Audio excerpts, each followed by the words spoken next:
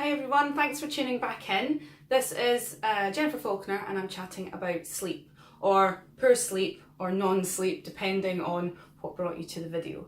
If you don't know me, I specialise in relaxation, meditation, mindfulness, hypnotherapy and coaching, but I focus on stress relief and transforming stress into positive thoughts for well-being.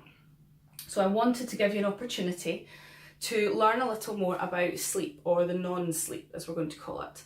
And there are two main types of non-sleeper, and you'll recognise as soon as I say them which one you are. The first type, type 1, a non-sleeper who gets really tired in the evening and goes to bed tired, but as soon as their head hits the pillow, they're awake. And very, very common. So you're a kind of bing awake as soon as your head hits the pillow, and then you can't get off for a long, long time. The second type of non-sleeper, they go to bed very, very tired, and you actually do fall asleep quite quickly, quite easily, and you'll stay asleep until usually between the sort of 4 and 5, and then you're awake. And once you're awake, that's you. You're awake. No matter what time you go to bed at the night before or how tired you are, once you're awake in those early hours, you're up and you cannot switch off at that point. So there are different reasons. Obviously I'm generalising, so you might not fit a box, that's okay. These are just the two that I see most in classes, feedback, and people coming for a little bit of help. So the type 1, if you are falling asleep or tired and then you bing awake, you can't fall asleep. This is your classic overthinker. And I know already there's a few people watching it going, that's me, I'm an overthinker. I was too. And I actually used to avoid going to bed because my mind would go like a whirlwind all the time.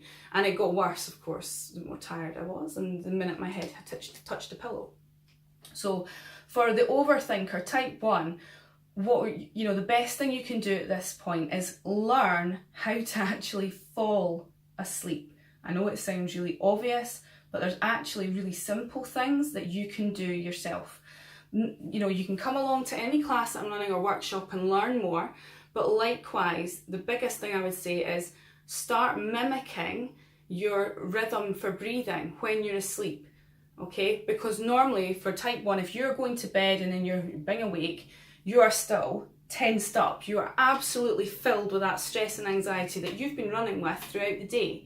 So just taking a little time to let your breathing slow down softly, mimicking how you imagine it might be when you're asleep, because you're almost tricking the brain into going, oh, actually it's sleeping time, not thinking time. The second big tip for that, I would say, is just remember that if something's going round and round your brain, just constantly reaffirming to yourself that this isn't the time for solving this problem. I'll be much more capable in the morning. You're almost in that way addressing the issue, saying, I will think of this and I will sort it out when I'm more awake. So if done consistently, you're reteaching your brain when it's appropriate to think and when it's appropriate to sleep, okay?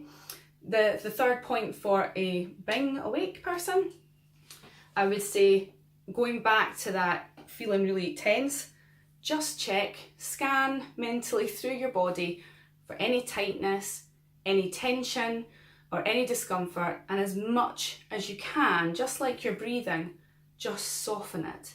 Because you can't sleep when you're like this and you're thinking and all this stress. What you need to do if you want to help yourself is just mentally soften through the body, okay? Mentally scan, check for any tightness and attempt to release it. The big thing I get feedback from is saying, I tried it, Jennifer, and it didn't work. Okay, it's about consistency. It's not about doing it one time, it's doing it every night.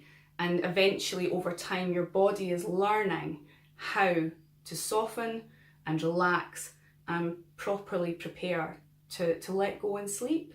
So I hope that helps for everybody watching. Type 2, non-sleeper. So you're binging awake at the early hours. Some people 3, 4, 5, whatever time it is you wake in, you're awake. This is slightly different. I wouldn't say you're an overthinker, but normally what you'll find, people waking at this time of the morning, there's something going on in there that needs addressed, and your mind is waking you because it's desperate for you to have a think, okay? It's almost a little bit of, I'm avoiding thinking of this, I'm avoiding dealing with it, or life is so hectic and so busy that you don't have any time to sit and breathe and go, I need to think about how I'm going to do this, how am I going to get through this?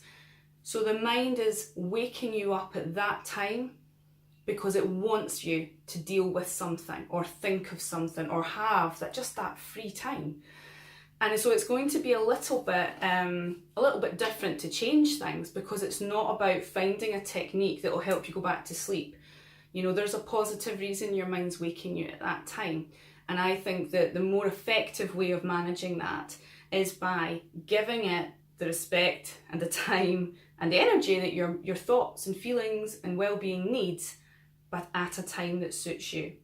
Now, it might mean, again, it will come down to consistency, but it might mean that you need to create a dedicated time every day or every week, even just a few minutes worth, to say, like, this is what's going on for me right now. And so that when you wake up at that time, whatever time it is, you say, do you know what, I'm going to write it down now and I'll address that through the day at my scheduled time for me. Or, you know, you're almost preempting that your mind's going to do this. You're going to give it what it needs so that eventually it's so used to having that free time to think, to be calm, to sort something out, that it no longer needs to wake you at that time. So, thank you for watching. I hope that's answered a little bit. Remember, not everyone will fit neatly into a box, because we don't. Our minds are all very, very different. And remember, you're welcome to message me, feedback under the comments. And if you recognise that in yourself, remember to say that too, because the best way to help yourself transform something is to say, hey, actually, I recognise that. That's really great. I can now work with this.